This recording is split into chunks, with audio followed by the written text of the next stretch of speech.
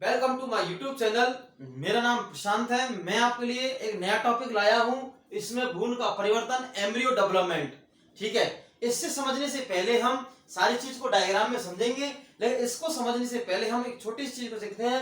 हमने पहले पढ़ा था निषेचन। निषेचन में क्या होता है? नर का शुक्राणु और मादा का अंडाणु मिलकर एक युग्मनज का निर्माण करते हैं, या नर का युग्मक और मादा युग्मक दोनों मिलकर युग्मनज का निर्माण करते हैं। और यह युग्मनज क्या? यह युग्मनज। और युग्मनज किस क्या है? युग्मनज। युग्मनज आगे विकसित होकर, कैसे विकसित होकर भ्रूण का निर्माण करता है। क्या करता है? भ्रूण का निर्माण करता है। आगे विकसित होकर भ्रूण का निर्माण करता है कौन? युग्मनज। युग्मनज आगे विकसित होकर भ्रूण का क्या करता है? निर्माण। और फिर हम भ्रूण के रोपण के बारे में देखेंगे। भ्रूण का रोपण कैसे होता है। इससे पहले हम देखते हैं गर्भ। क्या देखते हैं? गर्भ। गर्भ कैसे होता है? गर्भ। ठीक है, तो हमारा गर्भ, जब भ्रूण के गर्भ किसे कहते हैं? जब भ्रूण के प्रत्येक भाग को हम आसानी से पहचान सकें, और उसे हम क्या कहेंगे? गर्भ। क्या कहेंगे? गर्भ। जब हम भ्रूण के प्रत्येक भाग को, किसके भाग को?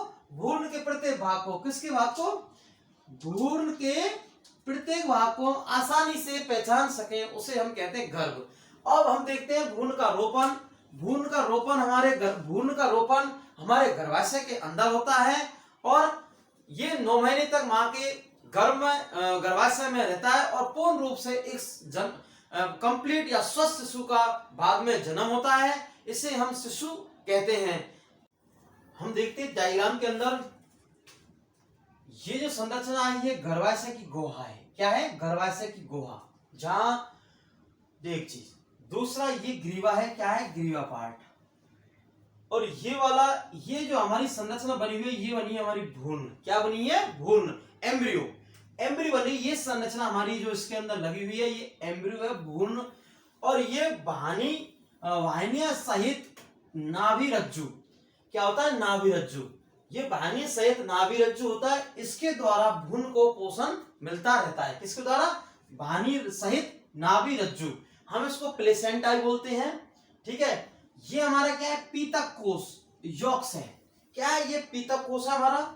और ये गर्भाशय की गुहा है, यूट्रस कैविटी। क्या है? ये गर्भाशय की गुहा है, यूट्रस कैविटी। ठीक है, और हम इसके बारे में अब देखते हैं, पढ़ते हैं इसके बारे में। निषेचन के परिणाम स्वरूप, किसके? निषेचन के परिणाम स्वरूप युग्मनज बनता है। और यह युग्मनज लगातार विभाजित होकर कोशिका के गोले में बदल जाता है।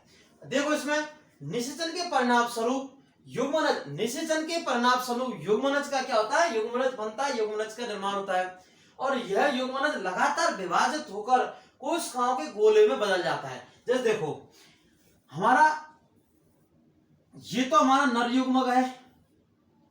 ठीक है, ये हमारा शुक्राणु नर युग्मक, और ये अंडाणु है मादा युग्मक। ये इनके दोनों के केंद्रक संलयन होकर इस प्रकार से बदलते हैं। जैसे देखो, निषेचन के परिणाम स्वरूप युग्मनज बनता है। युग्मनज लगातार विभाजित होकर कोशिकाओं के गोले में बदलता है। किसके गोले में? कोशिकाओं के गोले में बदलता है युग्मनज। देखो, इस प्रकार से कोशिकाओं के 1, 2, 2 से 4, 4 से 8, 8 से 16 ऐसे बदलते रहते हैं युग्मनज। युग्मनज कोशिका गोलों में बदल जाता है। इस प्रकार से ये कोशिका गोलों में, ये संरचना कोशिकीय पिंड संरचना है। कैसी है? कोशिकीय पिंड संरचना। कैसी है? कोशिकीय पिंड संरचना। और इसमें आगे लगातार विभाजन होता रहता है, और हमारे भ्रूण में परिवर्तन होता रहता है। देखिए, हम आगे देखते हैं इसमें। इसके पश्चात कोशिका समूहकृत होने लगती है। मैंने बताया युग्मनज में कोशिका समूहकृत होने लगती हैं। ऐसे दिखाया नहीं आपको लिए सब डायग्राम। कोशिकाओं का पिंडीय संरचना, ऐसे कोशिका समूहकृत होने लगती हैं। कैसे लगती हैं? समूहकृत होने लगती हैं, तथा विभिन्न ऊतक व अंगों में परिवर्तित होती हैं। क्या होती हैं? ये कोशिकाएं विभिन्न ऊतक व अंगों में परिवर्तित होती रहती हैं। और अपने उसके बाद यह इस प्रकार विकसित हुई संरचना को हम भ्रूण कहते हैं।